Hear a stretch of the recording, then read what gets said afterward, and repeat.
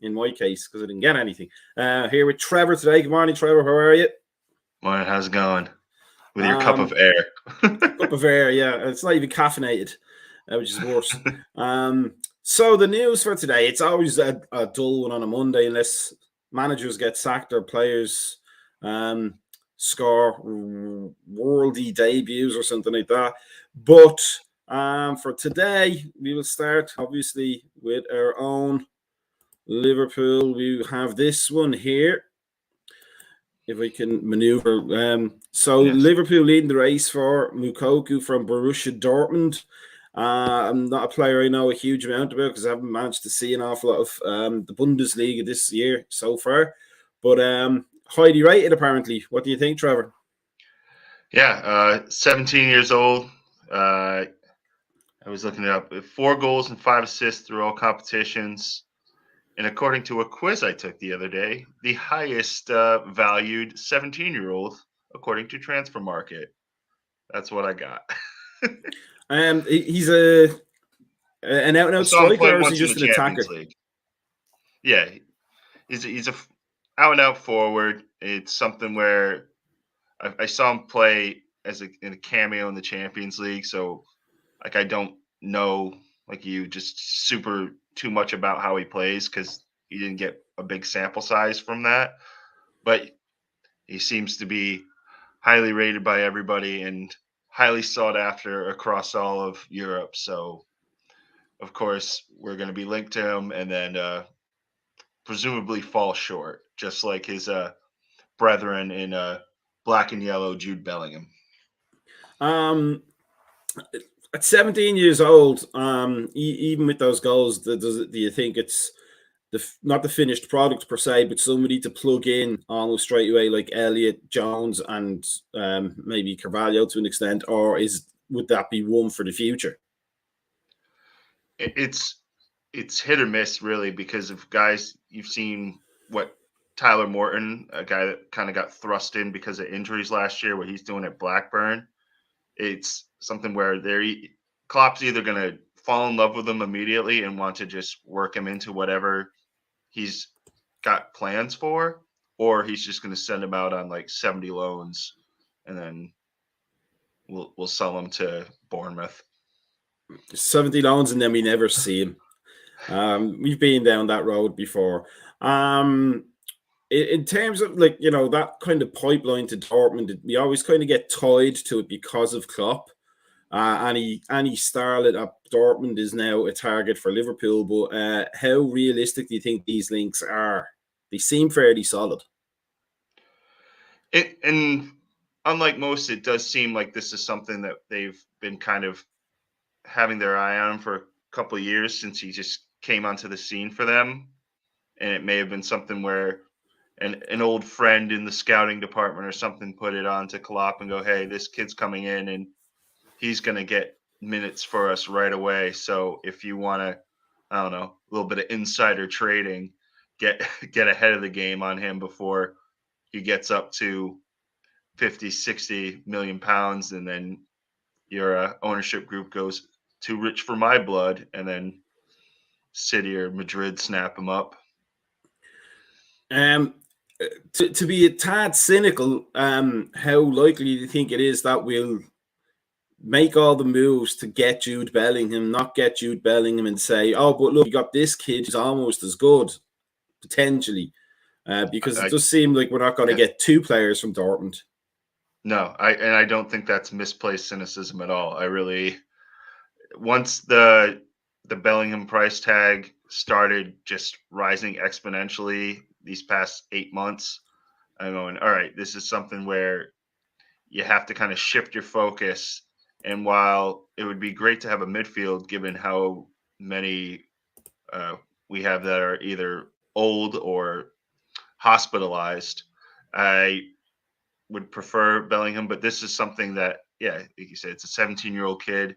He seems to already be kind of getting in the flow of what they do, which then I feel would translate pretty well to what we would do with him in Liverpool. But that's, I don't know.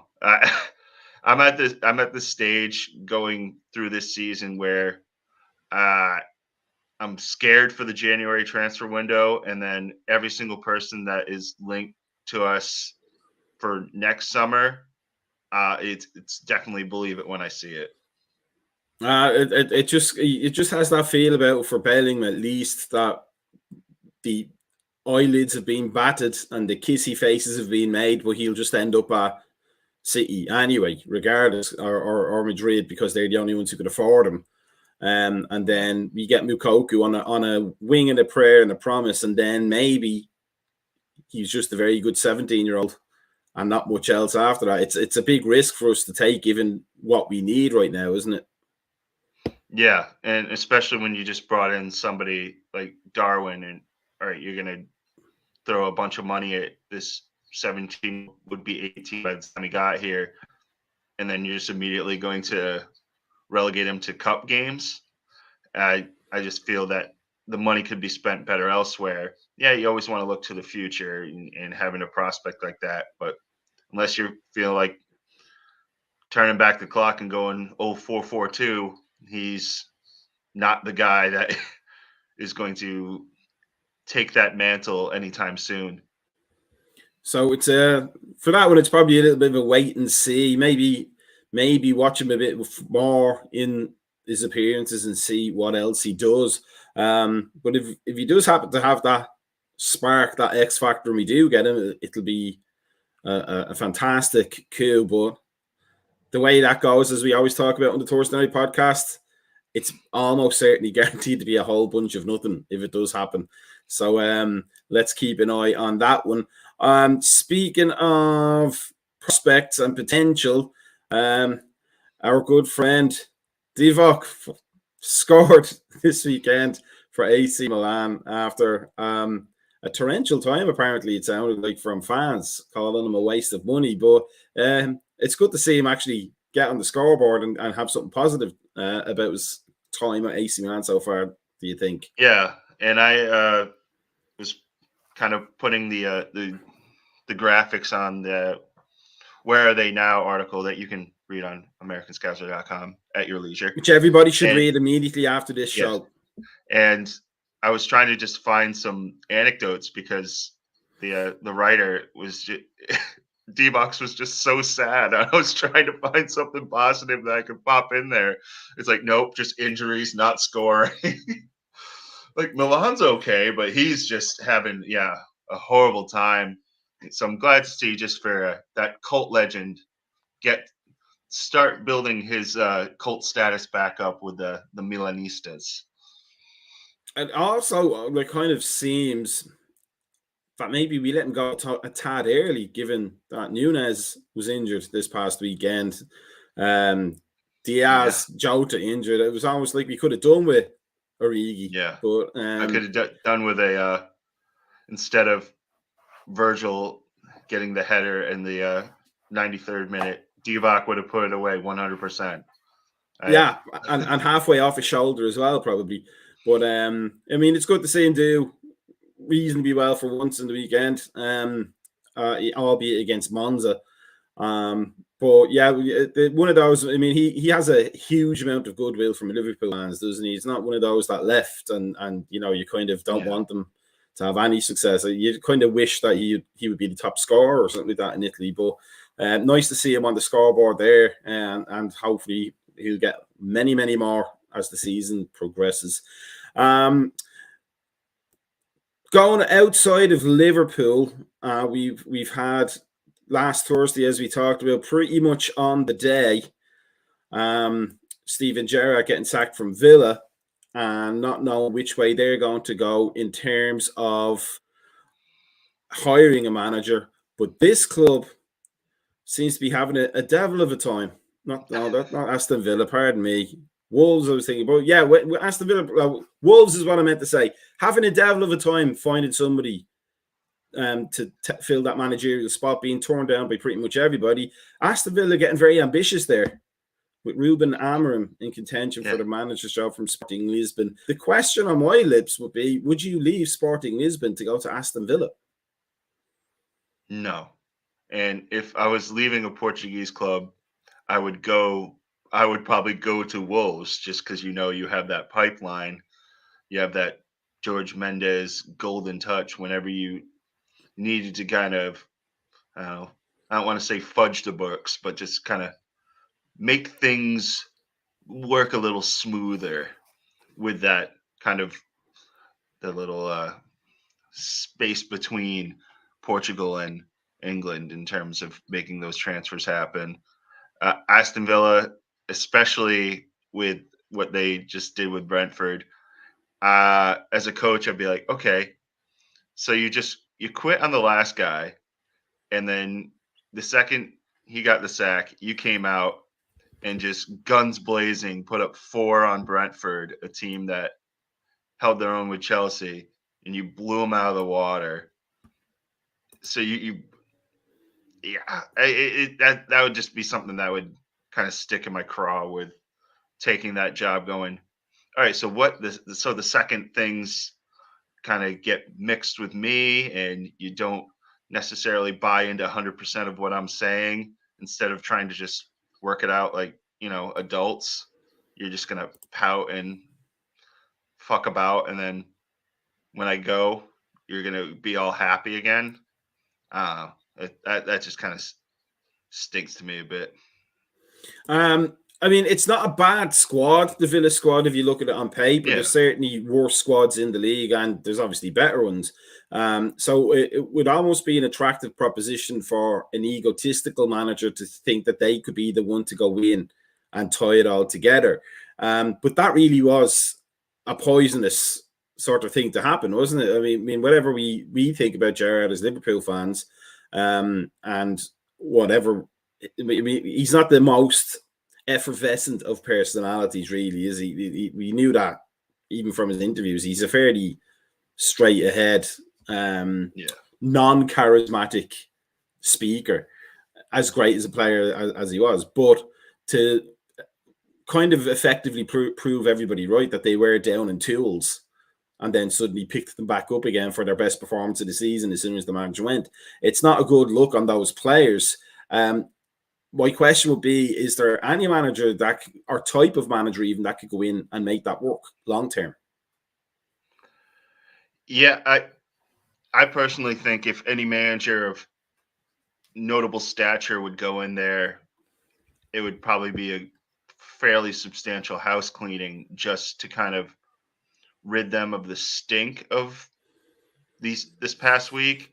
And it's not to say that there's not talent there, but it has become like collectively toxic to the point where you can't let them feel like they won, which sounds weird because you want your players to be happy and you want them to kind of like have cohesion, but you don't want that cohesion to be around the hatred of the manager to the point where they're just complete unprofessional children. And it's a bit harsh, but I feel, yeah, any and like you said, like an egotistical manager, maybe he's on like a second tier, or he's in one of these leagues like France where he goes, okay, I can take that step, go to England and get a bit more prominence. So even if Aston Villa for me doesn't go super well, if I at least get them to the middle of the table and then immediately bolt, like just use that as not even like like a hopping stone. You just go and then go. That's the only kind of person I'd see taking that job right now, other than like a retread. We sort of saw this already, I think, this situation almost with Mourinho at United and Spurs. He was like clearly a big name manager and a very player oriented, but also strict manager. But the toxic player culture did for him in the end, pretty much both times. And you kind of wonder who's out there that's available can go in there and fix that for Villa, don't you? Yeah, and that's why I think people immediately went for Pochettino, because he's kind of like the main free agent. I personally don't see him taking that job unless they threw just an ungodly amount of money at him. But PSG threw an ungodly amount of money at him, and he lost the league to Lille. Yeah, and when they felt the need to part ways. He did not put up a fight at all. I don't think Villa is the spot for him. I I really don't know where. I've seen things where Conte is asking for, and I think we'll talk about that in a little bit. He's asking for just like an ungodly amount of money in January, and then if he doesn't get it, he'll just take his ball and go home like he does most times. And then Kane and Son will see that and go with him. I don't particularly think that's going to be the case, but a lot of people seem to have those thoughts. And Pochettino just comes in, slots back in at Spurs. Who knows? But yeah, Villa's going to have a hard time filling that job. I think the Wolves, at least, I think will get somebody to kind of steady the ship. I'm still fearing for their safety, but Villa, that's not a job that I think anybody is super excited to go interview for. It is as the old cliche goes, players get you the sack, and in this case, it seems to be literally true. In the Villa case, now going back to what you were saying just there, let's look at this, which is, as you said, Tottenham manager Antonio Conte calls for money, time, and patience. It's not the first time he's called for money, time, and patience. It seems to be something he says a lot.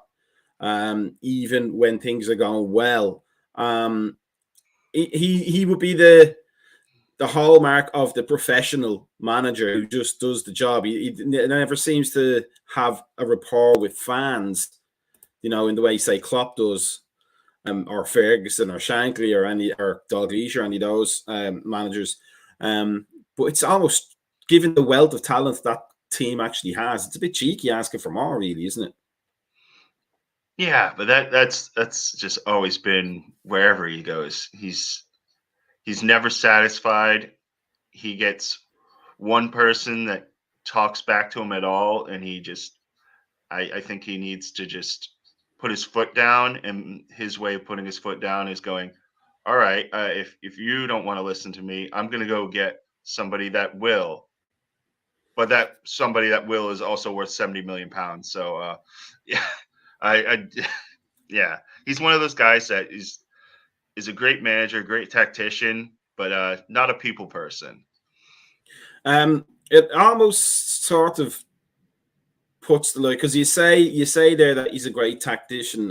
He is very good at tactics, but in terms of like the effectiveness of coaching, it's almost as if he's admitting that he can't train players to improve them. He can train them to organize them and make sure that they have a solid strategy for each game. But almost like unlike, say, Benitez, who does that whole, like, I want to improve players. Wenger used to say it a lot as well. But it's almost an admission that he needs to buy his way to success, do you think? I definitely think he's a guy that really breaks the dichotomy of a manager versus a coach. And it's something where if you're a great manager, you can kind of take the pieces and put them where they're supposed to be. But if you're a great coach, you can work people to get into the proper places that you want them to be without them being the finished product necessarily all the time. And there's had to have been cases for his career where there's guys that came in and either reinvented themselves, but they're so few and far between that you really have to go do like a deep dive that I have no desire to go do to, to find those particular players. With Spurs, I think probably the only guy that has gone up with any sort of regularity has probably been Højbjerg in the midfield. He's a guy that went from, you didn't want him touching the ball over midfield line, and now he's kind of like capable of scoring goals and playing in an attacking role. But that's kind of just grasping at straws. Of probably the only guy that he's improved with the team, and probably if he got his money, Højbjerg would be one of the guys that he'd want to replace, just because you'd want somebody that could just I don't know. It's a weird situation with them. They should really be trying to like solidify instead of trying to make wholesale changes, but I just don't think that's in Conte's personality. Uh, it seems almost that come the end of the season, if they're not in the top four, Spurs will also be searching for another manager for to go into the 2023 year. Off the top of your head, where do you see the candidates out? Let's assume that Pochettino doesn't want to return, because it's almost never a good idea to go back to the club. I don't remember too many situations where that worked. But who would you see as the immediate candidate for that job, should it become available? Hey, why don't they just do a swap with Allegri and Juve? Just send Conte back to Italy and take him, and then we can have the same conversation in 2 years. Or if that, because those Italian managers so used to changing jobs with regularity within a season, Allegri probably go there thinking he has till December and already start making his plans. We don't have a graphic for this one that I can remember seeing, but let's talk about our great rivals in the Premier League, Manchester United, and with all the drama with Ronaldo and not being in the squad this past weekend, the rumors are that they're going to let him go in January. We've talked about this on the podcast, but it's about time pretty much, isn't it? He's absolutely poison right now for Manchester United, much as we love it.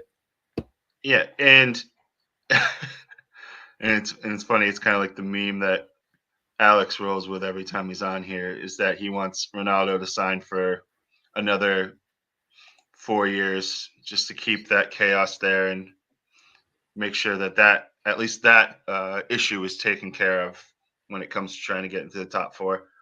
I was seeing one thing this morning that Chelsea, who is kind of like the odds on that everybody thinks he's going to go to, are going, no, we'd rather go get Jonathan David, the Canadian kid, or Rafael Leao, or we get Ivan Toney at the very least, guys that are probably going to command half the wages and 1/10 of the prima donna-ness.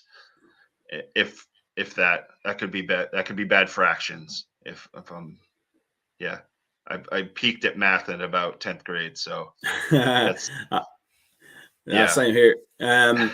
But I mean, he really has turned into the full caricature of Cristiano Ronaldo at this point, hasn't he? I mean, it's one thing to not be self-aware enough to know that you're hitting 40 almost, and should be winding down the playing career, but to be storming off games before they finish because you didn't get on the pitch, and to be, a clear source of disruption for a new manager who's trying to turn everything around.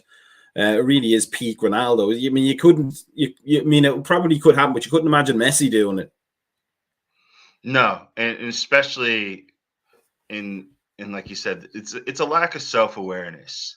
He's aware of how great of a player he is, and he's completely unaware of the situation at hand.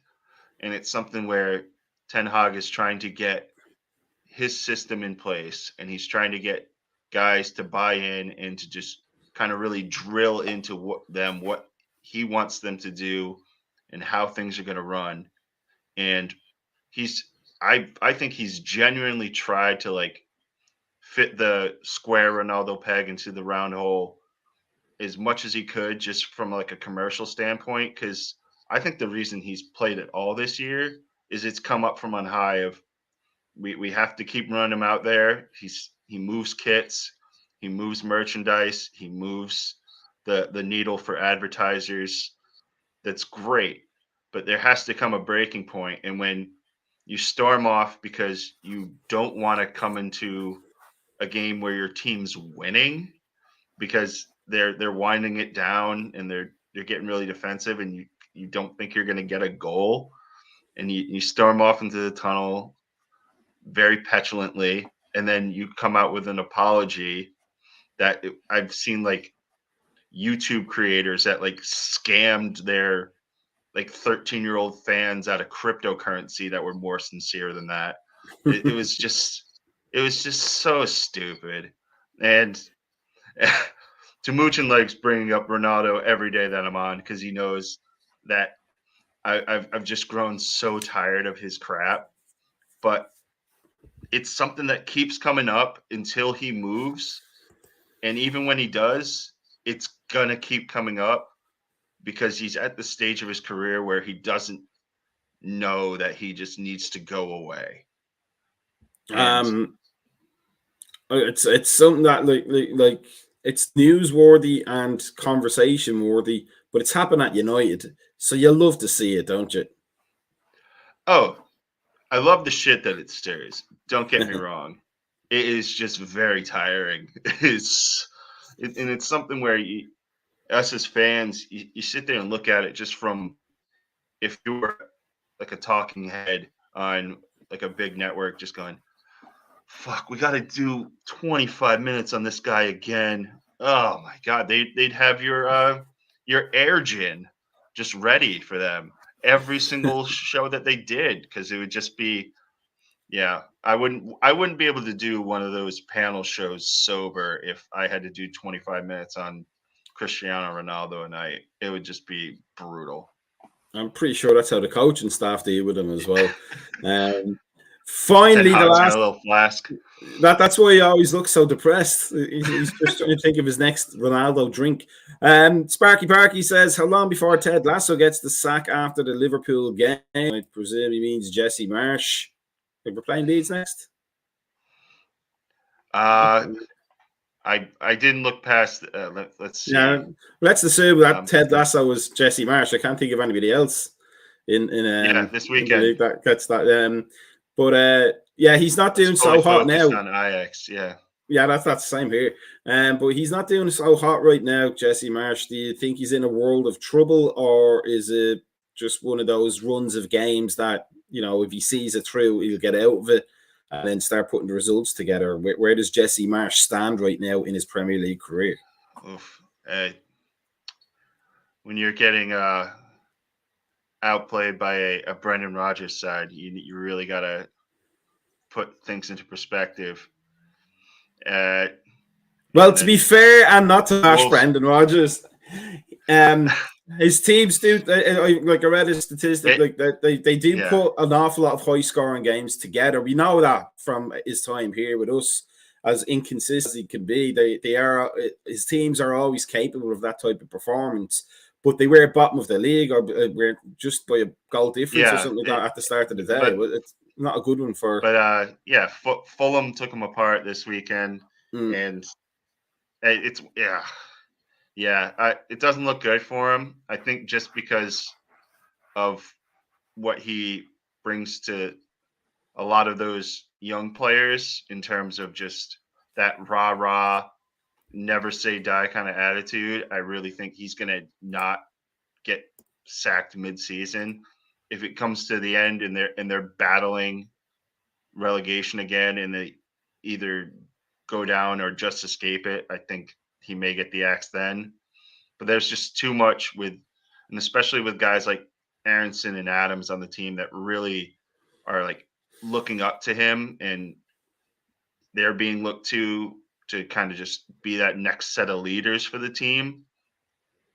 Once kind of like the old guard, mostly in defense, part ways. It's an unenviable situation for Jesse, but hopefully this weekend we do a little better at putting the foot on the throat than we did against Forest, because that was I think we put our foot in our own throat against Forest, to be fair. Mouth, throat, everywhere, but for Jesse Marsh, he's an American. You kind of hope he does well. But if he doesn't, Bob Bradley, Jesse Marsh, it wouldn't be a good record so far for American coaches in the Premier League, would it? Yeah. And on that note, it is get to work time for us guys, the Monday podcast is on tonight. The EPL show, fancy show, will be on during the week with the Thursday podcast. We will be back tomorrow morning at the unusual, the new and improved time. 8 a.m. Yeah, the new and improved 8 a.m. Not my part, it's not improved. The more sleepy time of 8 a.m. Eastern. Yes. And we will hopefully have more news for people and more rumors to talk about. So, enjoy your coffee, enjoy your Trevor, have a good one. Good to talk to you again, and I'll see you tomorrow morning. And for the rest of you, peace out.